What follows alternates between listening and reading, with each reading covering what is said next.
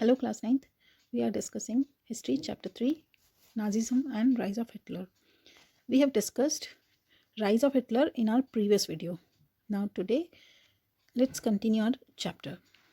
The destruction of democracy. See, Hitler was getting popular day by day.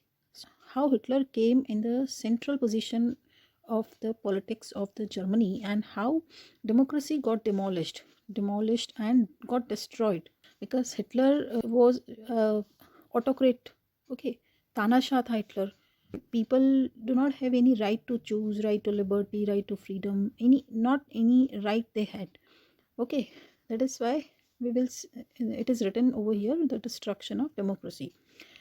On 30th January 1933, President Hindenburg offered the chancellorship, the highest position in the cabinet of ministers.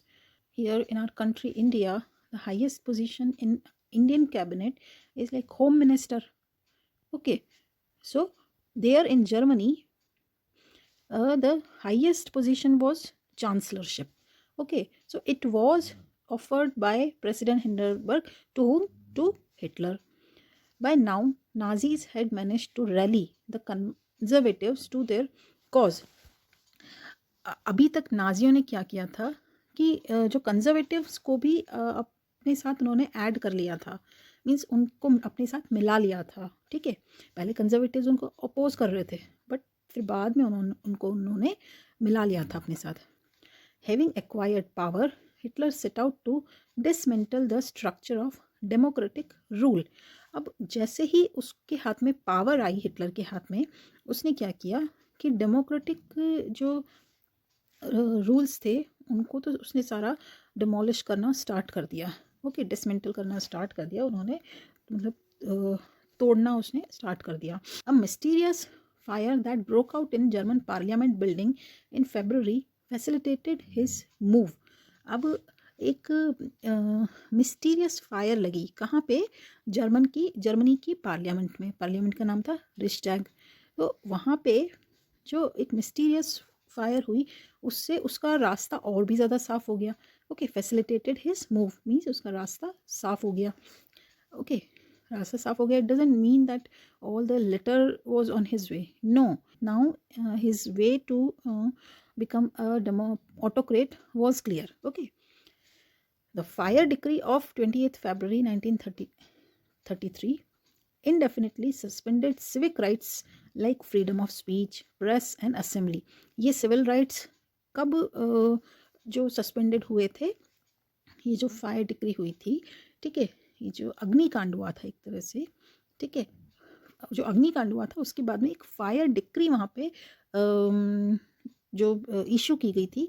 Fire decree means एक order, decree means order. Okay, fire decree एक जो issue की गई थी 20 Feb को. इससे ये सारे जो राइट्स थे, दैट फ्रीडम ऑफ स्पीच, बोलने का जो राइट है, या प्रेस की जो फ्रीडम है, या लोग असेंबल होके और रैली कर सकते हैं, वो राइट है, वो सारे ही सस्पेंडेड कर दिए गए थे. And that had been guaranteed by Weimar constitution.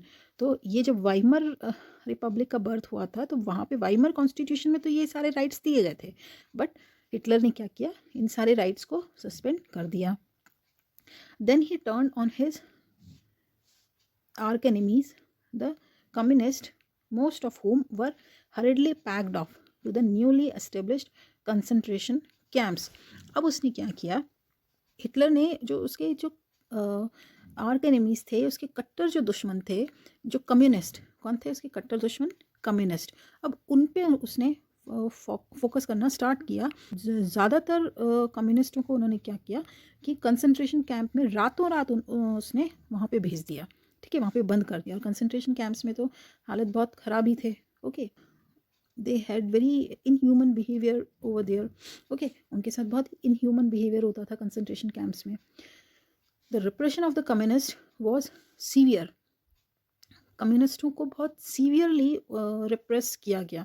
ठीक है, उनको मतलब उनकी एक नहीं सुनी गई. उनको मतलब जो भी जहाँ भी मिलते उनको पकड़ के कंसंट्रेशन कैंप्स में बंद कर दिया जाता. Out of the surviving 6,808 arrest files of Dusseldorf, a small city of 500,000 population, 1440 were those of communist alone.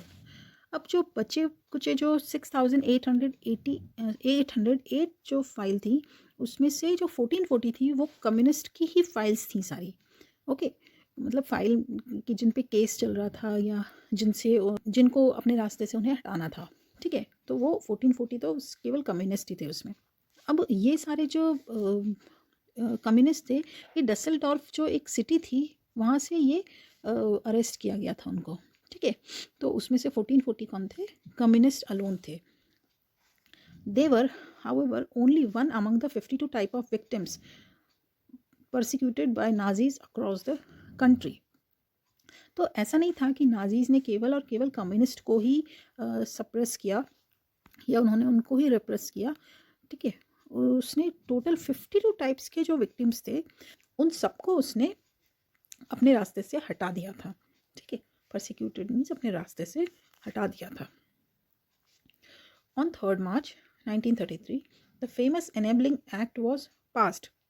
अब एनेबलिंग एक्ट था एक, उसको ऐसे कह लें हम कि स्पेसिफिक राइट्स मिले हुए थे उसमें। ठीक है, तो this act established dictatorship in Germany. Okay, very important question children. Okay, please underline this. ऊपर भी जो आया था कौन सी डिग्री से जो freedom of speech, freedom of press, ये सारे ले लिए थे, तो वो फायर डिग्री था। ठीक है, वो 28 फ़रवरी को हुआ था और फिर 3 मार्च 1933 को एनेबलिंग एक्ट पास हुआ था। It gave Hitler all powers to sideline parliament and rule by decree. तो इससे हिटलर को सारी पावर्स मिल गई। ठीक है, पार्लियामेंट नाम की कोई चीज़ नहीं थी, हिटलर के केवल एक ऑर्डर से सारे रूल वो बना सकता था। ठीक है, तो उसको एक तरह से डिक्टेटरशिप उसको वहाँ पे एस्टेब्लिश हो गई थी, जर्मनी में डिक्टेटरशिप एस्टेब्लिश हो गई थी। All political parties and trade unions were band except for Nazi party and it's affiliates. Nazi party और उसके जो एफिलिएट्स थे, मीन जो उसको सपोर्ट कर रहे थे, उसके अलावा दूसरी सारी पार्टियां बैन हो गई थी। ठीक है, बैन हो गई थी। वो पार्टीज़ अपना ना वो इलेक्शन में फ़ाइट कर सकती थी, ना वो अपना कोई कैंपेन कर सकती थी, कुछ भी नहीं। The state established complete control over the economy, media, army and judiciary. तो स्टेट ने क्या किया? मीडिया, जुडिशरी, आर्मी और इवन इकोनॉमी सब पे अपना कंट्रोल उन्होंने एस्टेब्लिश कर लिया। Special surveillance and security forces were created to control and order society in ways that Nazis wanted. अब नाजी जैसा चाहते थे वैसा सोसाइटी को चलाने के लिए उन्होंने स्पेशल जो फोर्सेस थी, स्पेशल सिक्योरिटी फोर्सेस थी, उन्होंने वो क्रिएट की। Okay, apart from the already existing regular police in green uniform, the SA और the storm troopers, these included the Gestapo. Gestapo means secret state police. The SS क्या थी? Protection squads and criminal police and security service. ठीक है, तो ये जो पहले से ग्रीन यूनिफॉर्म में जो पुलिस थी, उनके अलावा ये सारे और जो ऑफिसर्स जो थे वो ये क्रिएट किए गए थे, ये सारे रैंक्स जो थे ये क्रिएट किए गए थे। SA, SS, SD, okay, and Gestapo, secret state police. It was the extra constitutional power of these newly organized forces that gave the Nazi state its reputation as the most dreaded criminal state.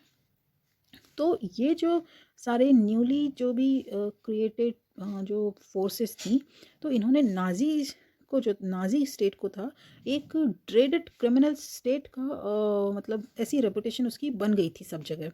ठीक है, non stop उसके पास powers थी, वो चाहे जो कुछ कर सकते थे। Okay, people had no right over there. Okay, not even a single right. People में वो पीपल जो कि नाजीज को अपोज कर रहे थे, जो नाजीज को सपोर्ट कर रहे थे, उनको सारे राइट्स थे।